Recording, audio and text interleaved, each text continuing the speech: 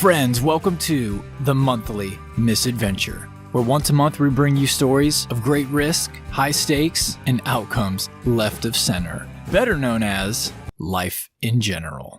That's right.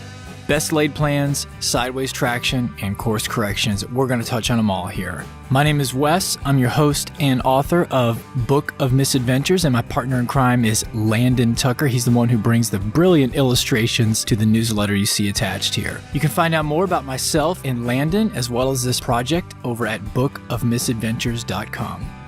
And now, without further ado, this month's Misadventure, Sharky Tides.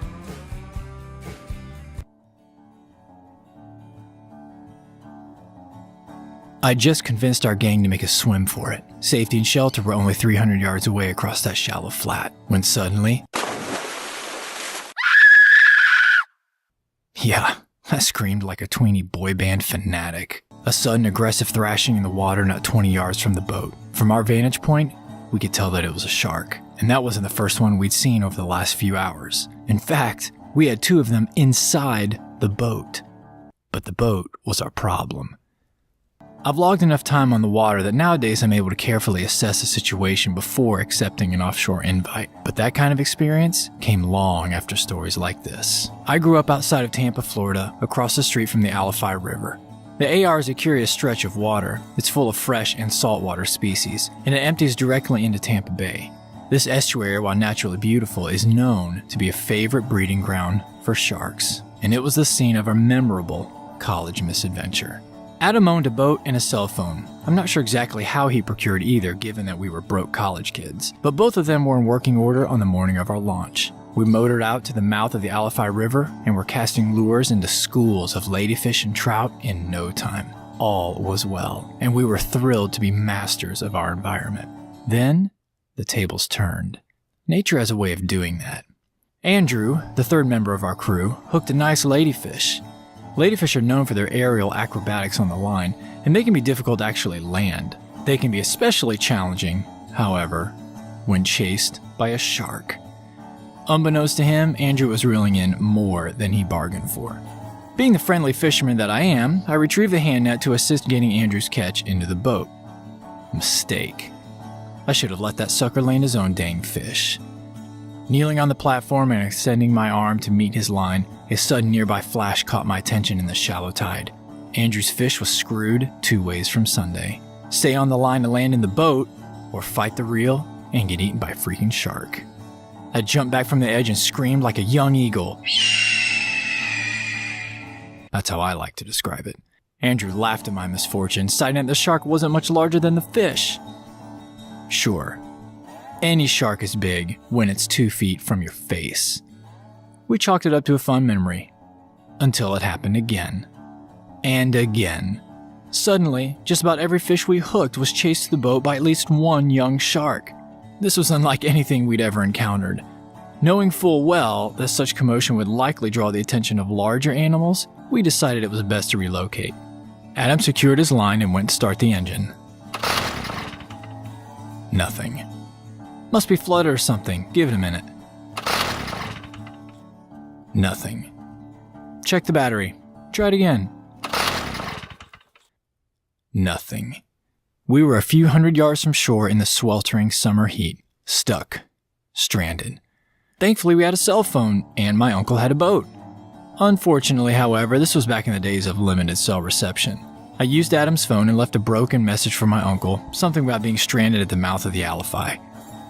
Then, I did the unthinkable. I called my mother. My poor mother. I am so thankful that I'm a father to girls. Her phone rang and she didn't pick up. I was mid-sentence in my voicemail when another small shark broke the surface off the back corner of our boat. I screamed with excitement and shouted the following words: "We're stranded and surrounded by sharks!" And with that, Adam's phone went the way of the Sith Lord and died. My mother told me later that she was in the mall when she got my message and immediately wept, certain of our fate. We sat there pondering our options, which were none, when I figured that we may as well make the most of a blasted situation. I reached into the live well, pulled out one of the trout, and proceeded to cut off his tail. Swapping my lure for a steel leader and a circle hook, I tossed the bloody meat into the water, much to the approval of my fellow castaways. And I waited. Not for long.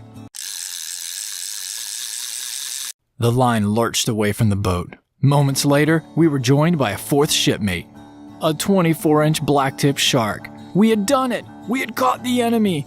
Joy! Elation! Now what the hell do we do with it?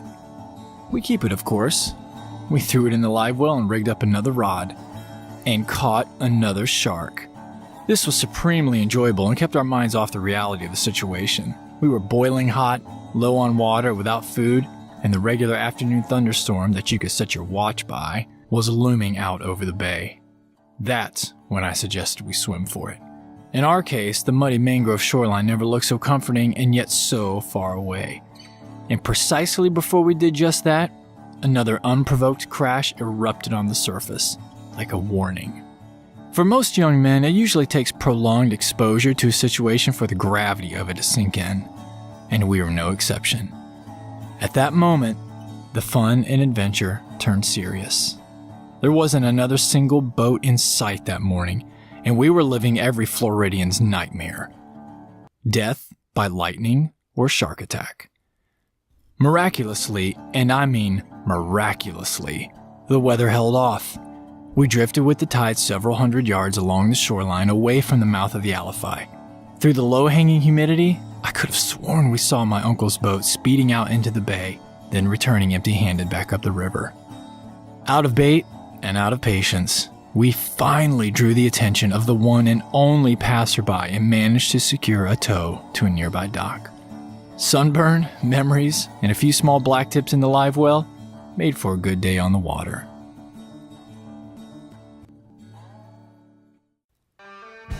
You've been listening to the monthly Misadventure, brought to you by Wes Gow and Landon Tucker. Be sure to check out bookofmisadventures.com, where you can learn more about the project and also where you can subscribe for your monthly dose of misadventure. We'll see you next time.